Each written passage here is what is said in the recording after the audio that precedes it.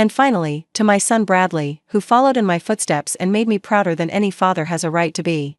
My father raised his champagne glass toward my brother, who was sitting at the head table next to our stepmother, Vivian.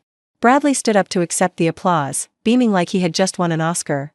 The ballroom of the Grand Meridian Hotel erupted in appreciation for the golden son, the heir apparent, the one who had followed in footsteps by accepting a VP position at the company our father had helped build, a position he hadn't earned and couldn't actually perform.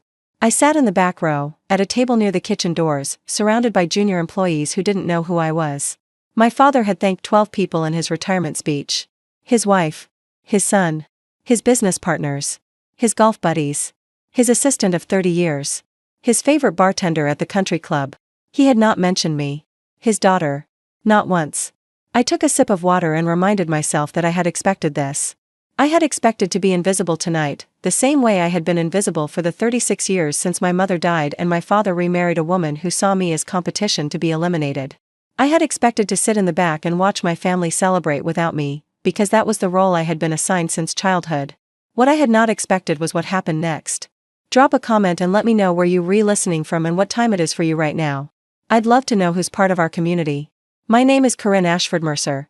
I'm 42 years old. And I've spent my entire adult life building an empire in the shadows while my family believed I was a failure. Let me start at the beginning. My mother, Eleanor, died when I was 6 years old. Cancer. It was fast and brutal and it shattered my father in ways I didn't understand until much later. He was a broken man who needed someone to put him back together, and Vivian swept in like a vulture to a carcass. She was beautiful, ambitious, and she had a son from a previous marriage, Bradley, who was 2 years older than me and already knew how to play the game. My father adopted Bradley legally within a year. He gave him the Ashford name. He gave him a room in our house, a place at our table, and eventually, a seat at the company. What he didn't give him was any expectation of earning his place. Bradley simply received. That was his role. Mine was different. From the moment Vivian arrived, I became the problem child. The difficult one. The one who reminded my father too much of his dead wife and therefore needed to be minimized. Vivian complained that I was moody and ungrateful. She suggested boarding schools. She limited my time with my father. She made sure that every conversation about me was tinged with disappointment, while every conversation about Bradley was glowing with praise. By the time I was 12, I understood my position in the family hierarchy. Bradley was the heir. I was the spare. And spares, in the Ashford family, were meant to disappear. So I did. I went to a state university instead of the Ivy League schools my father offered to pay for, because accepting his money meant accepting his control. I studied finance and computer science, fields he dismissed as too technical and not suitable for a young lady. I graduated summa cum laude, but he didn't come to the ceremony. Bradley had a golf tournament that weekend. After college, I moved to Seattle. I told my father I had gotten a job at a small tech startup. He didn't ask any follow-up questions. He didn't ask the name of the company or what I would be doing there. He simply said, "Well, at least you're employed," and changed the subject to Bradley's new car. The small tech startup was a company I co-founded with 2 classmates from college. We called it Meridian Dynamics, and we built enterprise software that helped companies manage their supply chains. It was unglamorous work, the kind of behind-the-scenes infrastructure that nobody thinks about until it breaks, but it was essential. And it made us very, very rich. Within 5 years, Meridian Dynamics was valued at $120 million. Within 10 years, we went public at a valuation of $2.3 billion. My personal stake, after various dilutions and buyouts, was worth approximately $340 million. Nobody in my family knew. I kept my maiden name off the company paperwork.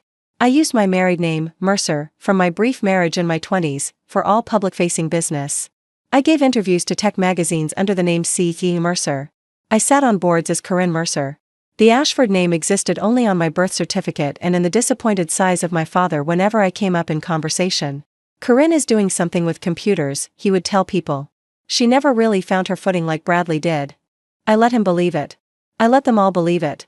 Because there was a certain freedom in being underestimated. Nobody expected anything from me, which meant I could do whatever I wanted without interference. And then came 2019. Ashford Manufacturing, my father's company, the business he had helped build over 40 years, was on the verge of collapse. Bad investments, changing markets, and a series of management failures had left the company drowning in debt.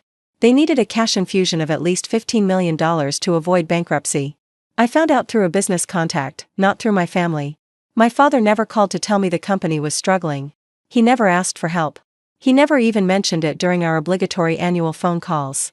He just quietly tried to save the sinking ship while pretending everything was fine.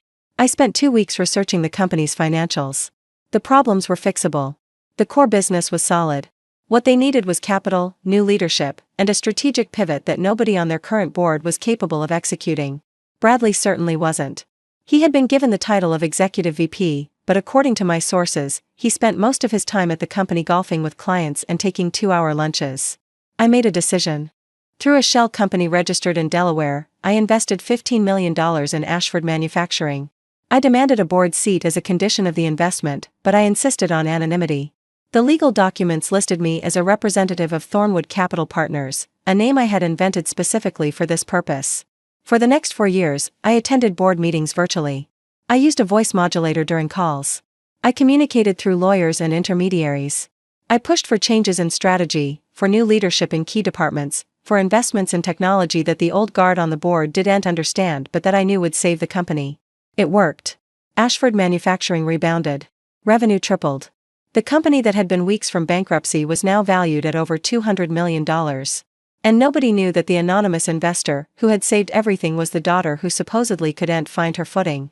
Until tonight. My father finished his speech and stepped away from the podium to a standing ovation. He had tears in his eyes. This was his legacy, his life's work, his identity. He was Arthur Ashford, and Arthur Ashford had built something that would outlast him.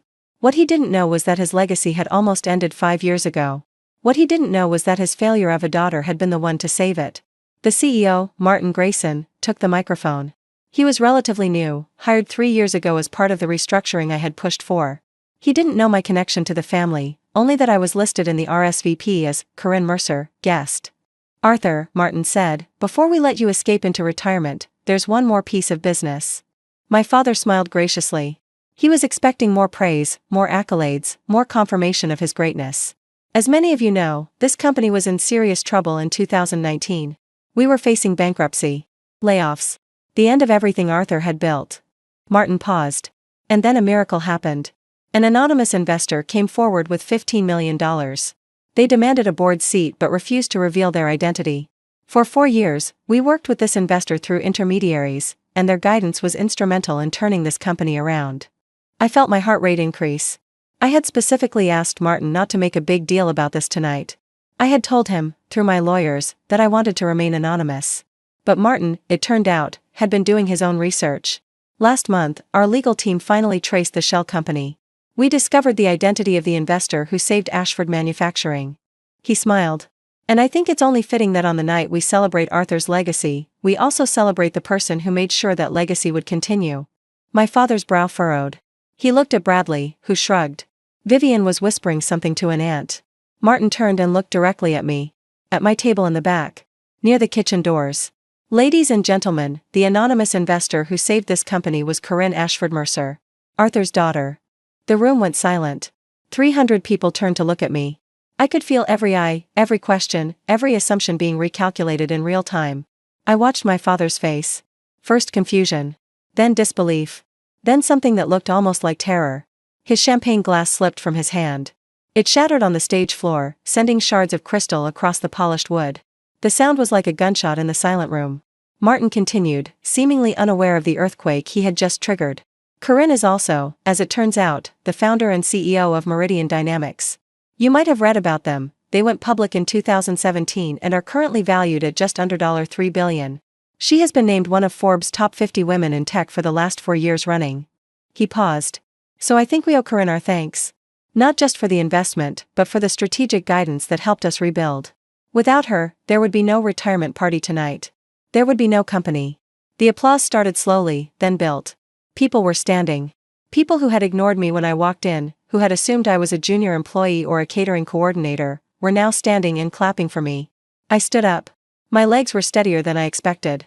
I had imagined this moment many times over the years, the reveal, the vindication, the looks on their faces.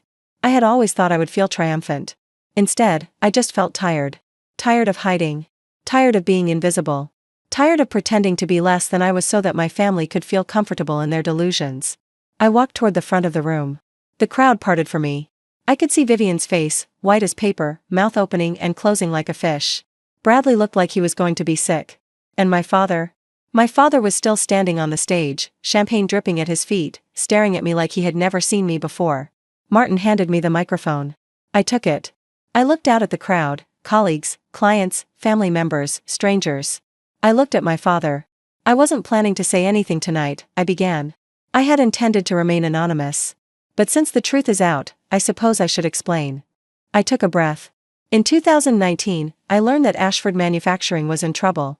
I wasn't told by my family, I found out through business contacts. My father didn't call me to ask for help. He didn't mention it in our annual birthday conversations. He just handled it. Or tried to. I could have let the company fail. Nobody would have blamed me. I had been pushed out of this family years ago. I had been told I was a disappointment, a failure, a problem to be managed. I had spent decades being invisible at gatherings exactly like this one, seated in the back, unnamed in speeches, treated like an afterthought. I looked at my father. He hadn't moved. But I invested anyway. Not because I wanted recognition. Not because I wanted to prove something. I invested because this company employs 800 people. Because those people have families and mortgages and children in college. Because my mother used to tell me, before she died, that privilege comes with responsibility. She said that if you have the ability to help, you have the obligation to help. My voice caught on the word mother. I paused, steadied myself. So I helped. Anonymously. Because I didn't want my help to be about me. I wanted it to be about the company, about the employees, about building something that would last. I turned to Martin. Thank you for your kind words. I appreciate the recognition, even if I didn't ask for it. I handed him back the microphone. I started to walk off the stage, but my father's voice stopped me. Corinne. I turned. He had stepped toward me, crunching through the broken glass. His face was wet. Tears. My father, who I had never seen cry in my entire life, was crying. I didn't know, he said. His voice was hoarse. I didn't know any of it. I know you didn't. Why didn't you tell me? I looked at him, this man who had been my whole world when I was 6 years old, who had slowly become a stranger over the decades that followed. I looked at the gray in his hair, the lines on his face, the tremor in his hands. He was 72 years old. He was retiring. He had spent his whole life building something, and he had never once asked me to be part of it. Because you never asked, I said simply. In 36 years, you never once asked about my life, my work, my dreams. You never visited me in Seattle. You never came to my wedding. You didn't come when my marriage ended. You didn't come when my company went public. You didn't come when Forbes put me on their cover. I felt the tears building behind my eyes, but I refused to let them fall. You thanked 12 people in your speech tonight, Dad. 12. Your wife. Your son. Your golf buddies. Your bartender. You thanked the woman who clips your hedges. But you didn't mention me. Not once. And I was sitting right there. I've always been sitting right there. You just never looked. The room was absolutely silent. 300 people holding their breath. My father's face crumpled. It was like watching a building collapse in slow motion. 40 years of denial, of willful ignorance, of choosing the easy path over the right one, all of it hitting him at once. I'm sorry, he whispered. Corinne, I'm so sorry. I know. Can you forgive me? I thought about the question. I thought about 36 years of being invisible. I thought about sitting in the back row at my father's retirement party, waiting to not be mentioned. I thought about all the nights I had cried myself to sleep as a child, wondering why I wasn't enough. I don't know, I said honestly. I've spent my whole life forgiving you, Dad. Forgiving you for not seeing me. Forgiving you for choosing her over me. Forgiving you for letting Bradley take everything while I got nothing. I'm tired of forgiving. Then what do you want? I looked at him. My father. The stranger who shared my blood. I want you to know who I am. Not who Vivian told you I was. Not who you assumed I was because it was easier than paying attention. I want you to know that your daughter built a billion-dollar company from nothing. That she sits on 4 corporate boards. That she funded a children's hospital wing in Mom's name. That she has a life and a career and achievements that you never even heard of because you never bothered to ask. I took a step closer to him. And I want you to know that despite all of that, despite being invisible for 36 years, I still saved your company. Not for you. Not for Bradley.